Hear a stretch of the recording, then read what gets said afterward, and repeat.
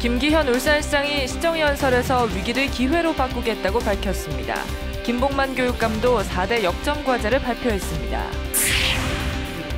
전화 한 통만 하면 민원을 해결해준다는 울산시 해오리 콜센터가 문을 열었습니다.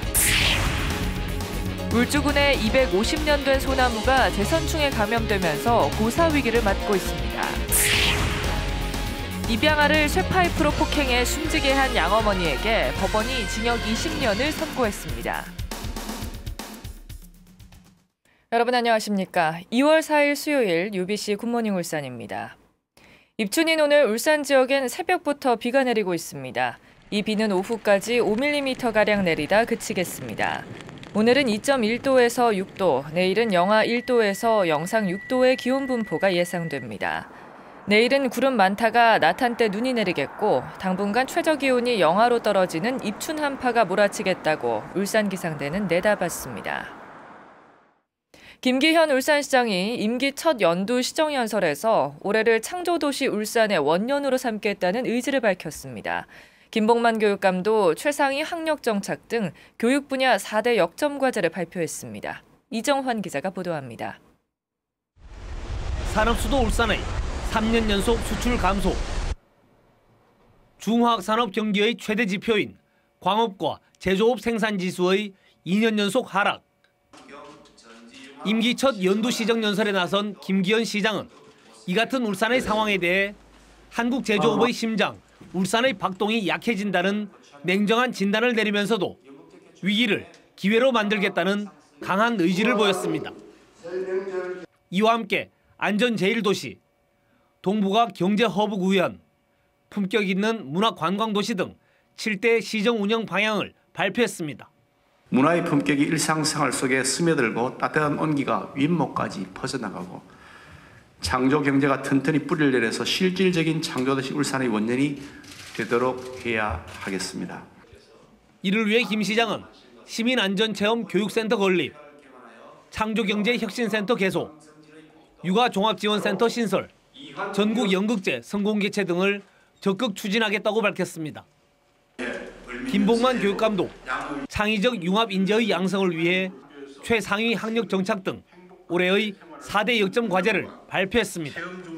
신뢰와 공감의 교육 행정을 실현을 4대 역점 과제로 삼고 1만 6천여 교육 가족이 행복 교육도시 울산 실현을 위해 함께 노력하겠습니다. 울산이 그 어느 때보다 어려운 경제 여건을 극복하고 창조도시의 초석을 마련해 새로운 도약에 나설 수 있을지 주목됩니다.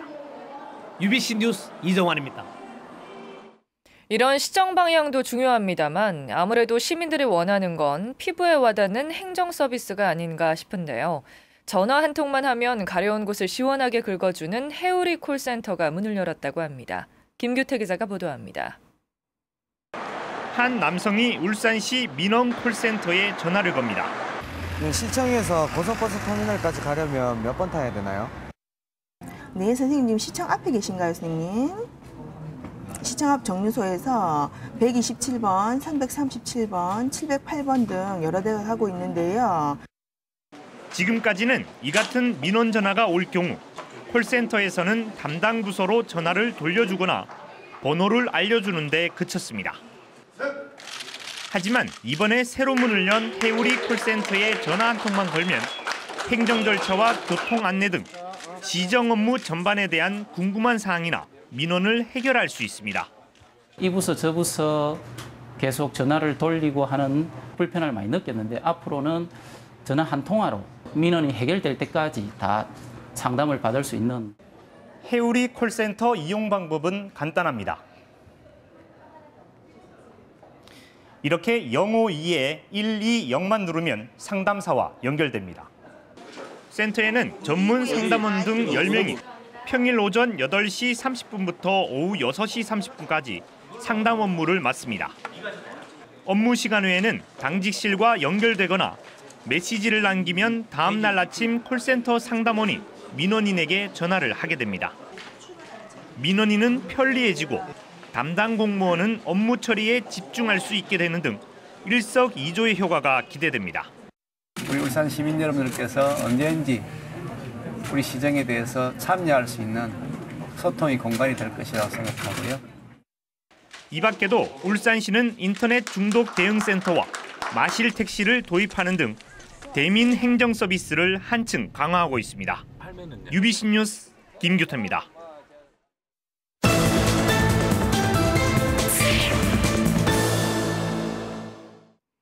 울주군 청량면 오천마을에 수령이 250년 된 노거수가 재선충에 감염돼 고사 직전인 것으로 확인됐습니다.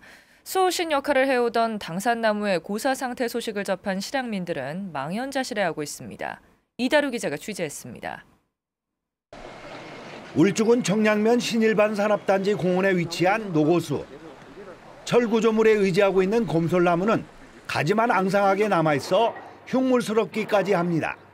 현재 이 나무는 90% 이상이 마른 상태에 있어 이대로 방치할 경우 조만간 고사될 위기에 처해 있습니다.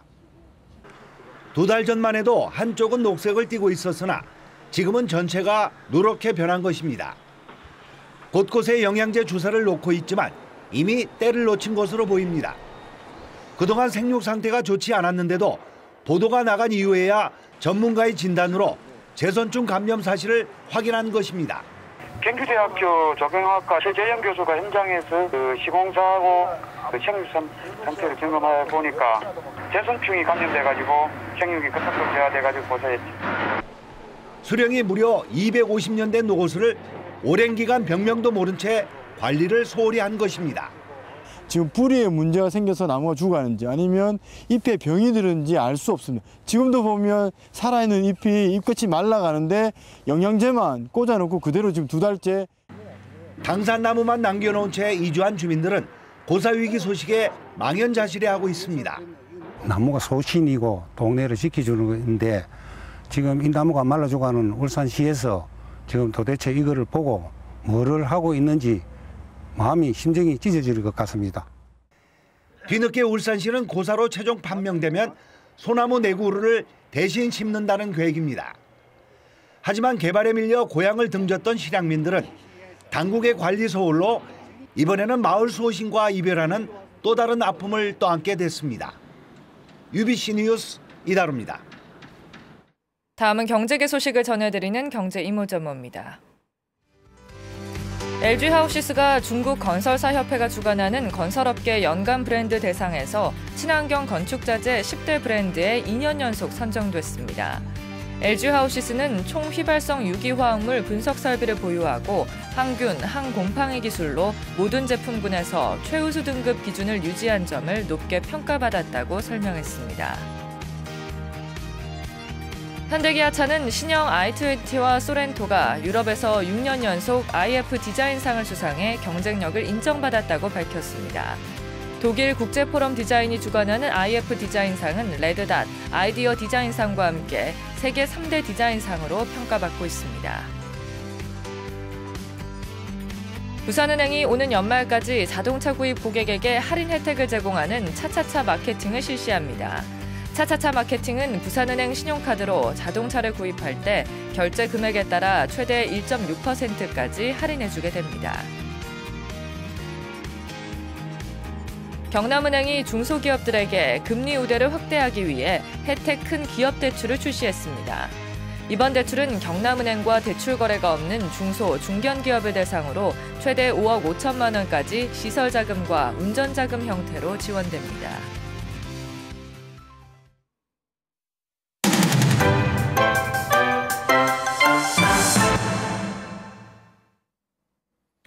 안녕하십니까. 울산 지역 아침 신문들을 살펴보는 조간 브리핑 시간입니다. 오늘은 울산메일부터 보시겠습니다. 일면 보시겠습니다. 올 한해 울산 주요 기업의 노사 관계가 악화될 거란 전망의 기사를 머릿기사로 실었습니다. 20년 만에 무분규 기록이 깨진 현대중공업은 사무직 노조가 출범하면서 복수 노조가 됐다며 현재 벌어지고 있는 노사 갈등이 심화될 것이라고 전망했습니다. 다른 기업들도 통상임금과 관련해 갈등이 커질 수 있다는 기사입니다. 다음 울산신문입니다.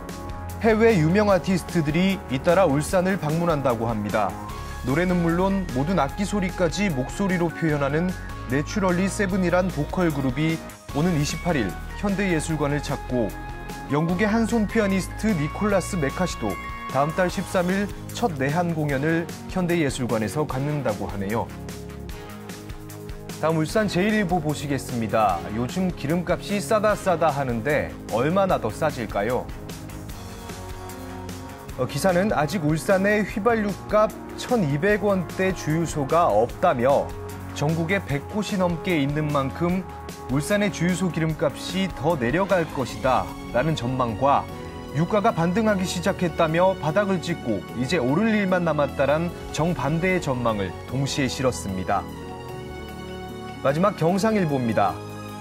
2년째 신입생이 없는 울주군 청량면 홍명고등학교가 올해 3학년이 되는 재학생 209명을 인근 학교 등으로 단체 전학시키는 방안을 추진하기로 했다는 기사입니다. 시교육청은 해당 요건이 안 돼 불가하다는 입장을 내세워 논란이 예상된다고 합니다. 조간 브리핑 오늘은 여기까지입니다. 25개월 된 입양아를 쇠파이프로 때려 숨지게 한 혐의로 기소된 양어머니 김모 씨에게 중형이 선고됐습니다. 울산지방법원은 국민참여재판으로 열린 이번 재판에서 양어머니가 사망 가능성을 인식했을 것이라며 살인죄를 인정해 징역 20년을 선고했습니다.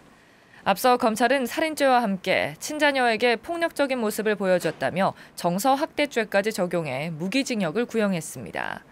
김 씨는 지난해 10월 25일 입양한 딸이 장난친다는 이유로 쇠파이프로 30분 동안 때리고 13시간 동안 방치해 숨지게 하고 매운 고추를 물과 함께 먹이는 등 학대한 혐의로 기소됐습니다.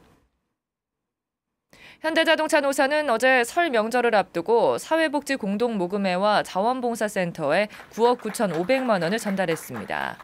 이번에 전달된 기금은 소외계층의 설맞이 지원과 이동편의 지원, 결식학생 급식비 지원, 동남아 저개발국 환경 개선을 위한 봉사활동 지원 등에 사용됩니다. 울주군이 가축 사육을 제한하는 조례를 추진하자 지역 축산업계가 반발하고 나섰습니다. 울주군은 가축 사육을 제한하는 내용의 가축 분뇨 관리 및 이용에 관한 조례 개정안을 군의회에 상정해 오는 6일 조례안을 심사할 예정입니다. 이 조례안은 주거지로부터 500m 이내는 소와 젖소, 말, 사슴, 양 등의 가축을 사육할 수 없고 돼지와 닭, 오리, 개는 1000m 이내에서 기를 수 없도록 제한했습니다. 하지만 축산업계는 이 조례가 지나친 규제로 축산업의 발전을 저해할 수 있다며 내일 군청에서 대규모 반대 집회를 갖기로 했습니다. 국립산업기술박물관 예비 타당성 조사를 앞두고 KDI 조사팀이 오늘 오후 박물관 예정 부지인 남구 신정동 울산박물관 일대를 방문할 예정입니다. 이채희 국회의원은 이번 현장 조사 결과를 바탕으로 정부가 이르면 이달 말부터 본격적인 예비 타당성 조사에 들어갈 것으로 본다고 밝혔습니다. 한편 정가윤 국회 부의장을 비롯한 울산 국회의원 6명은 어제 오전 간담회를 갖고 국립산업기술박물관, 산재모병원, 울산과학기술원 전환 등 지역 대선 공약이 차질 없이 추진될 수 있도록 해당 부처 장관 면담 등에 나서기로 했습니다.